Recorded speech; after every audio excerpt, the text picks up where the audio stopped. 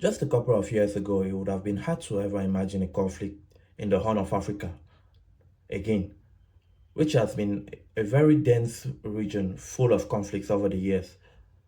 But ever since the coming of the recent Prime Minister of Ethiopia, Ab- Abiy Ahmed, it's really been formally known that the relationship between Ethiopia and Eritrea were cleared and no more animosity was between both countries.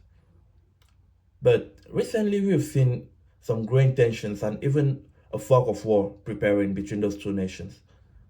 With Ethiopia keep with Ethiopia always talking about war approaching and preparing for war, not just with Eritrea but also even with Somalia. And in today's video, we are going to take a closer look at what has happened over the years from winning the Nobel Peace Prize to now becoming a leader who wants war with two of its neighbors. So, before we get into it, thank you for being here and thank you if you're a recurring viewer for coming back.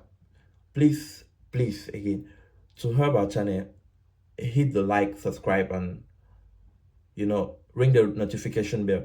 If you think of someone which this video may help, send it to that person and help us grow our channel. We cannot do anything without you. Thank you. So let's get into the video. All right. So over the years, the tensions have been steadily building, and Ethiopia, having a prime minister who recently won the Nobel Peace Prize as far as 2019, now preparing for war with two of its neighbors. First, with Eritrea. The war with Eritrea has been something which most people won't find surprising, because Eritrea formally gained its independence on the 4th of May 1993. And during that period, from 1998 right up to the year 2000, there were huge border disputes, and not just disputes, went into a border war between Eritrea and Ethiopia. Those two nations fought a war which finally ended up with an agreement in late 2000s. But recently, the relationships were full of tense watch sharing up and down. But right up to 2018, with the coming of Abiy Ahmed, it was seen that the relationship had stabilized and the two nations were so close that a war wasn't something you could put on your scorecard anymore. But again, tensions started rising back as of late 2022, right up to today, in our current days, 2026. There have been high chances that the two nations may go to war.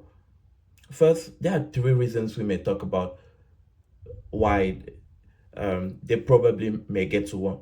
The first reason was the conflict in the Tigray regions of Ethiopia. There were Tigray separatists who tried to get away from Ethiopia. And during that period, Eritrea, being good friends with Ethiopia, they sent their army to fight alongside the Ethiopian army so as to help, help get peace in that region. But the Ethiopian government finally made peace with the Tigrayan revolutionary forces, and they ended the war without even consulting Eritrea, which in my opinion, I don't see anything that bad, but without telling them about peace being brokered between the two parties, the three parties involved actually, because Eritrea was then part of it. But that's not it. That's just the first reason.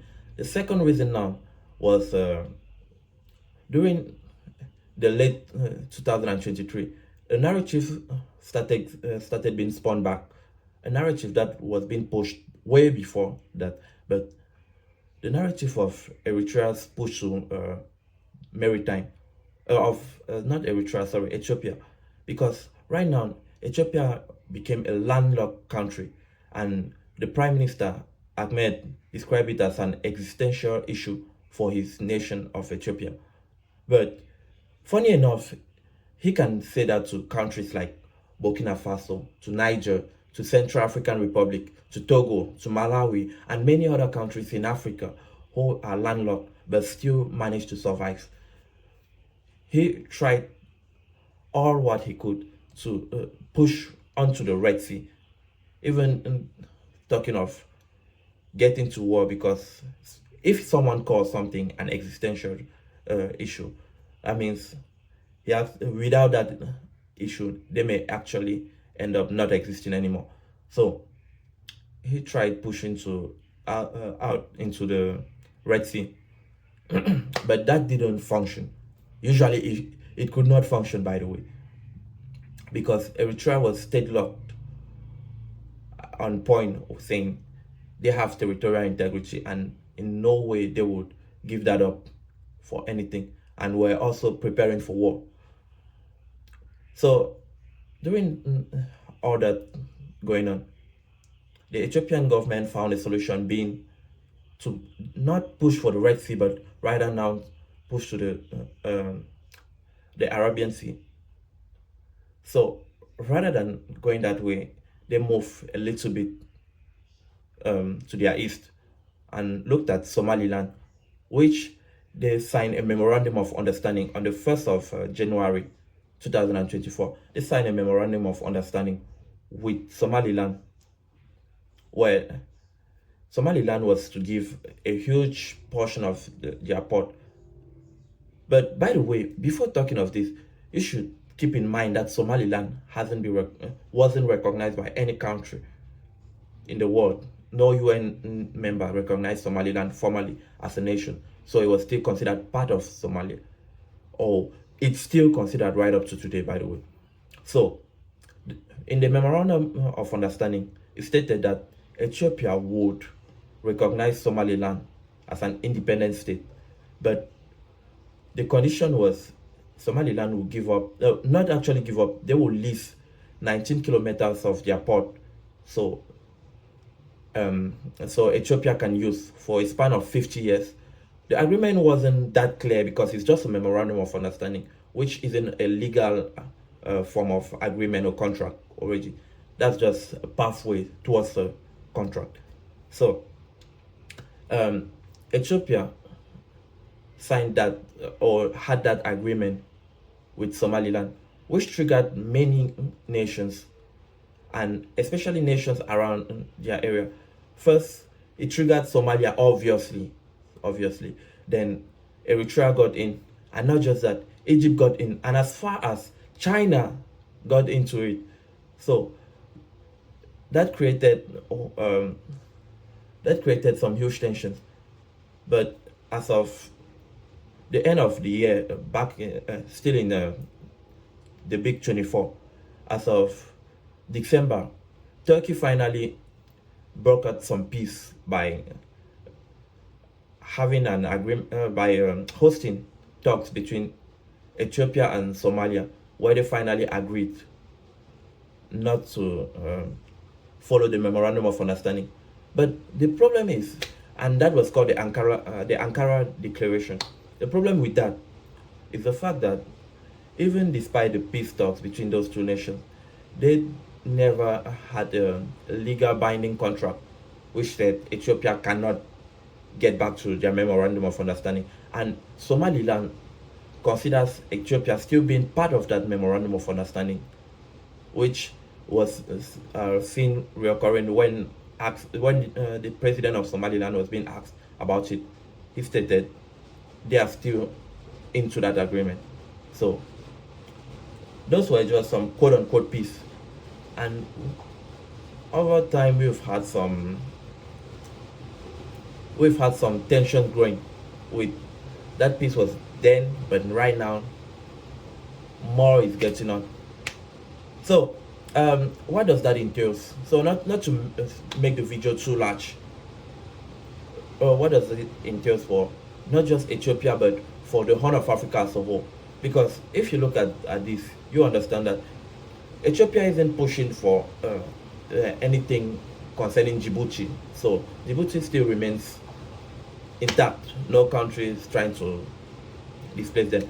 Everything happens only around the areas of Eritrea or Somaliland, which is still Somalia. But as of uh, early 2000 or as of late 2025, when the Prime Minister of Israel decided to recognize Somaliland as an independent state, that was where a window finally opened for Ethiopia to get what they want, because that helped Ethiopia look at it and say, yeah, we are not the first people and not the only people, so we can still continue with a memorandum of understanding and probably get even further into an agreement where both countries may gain.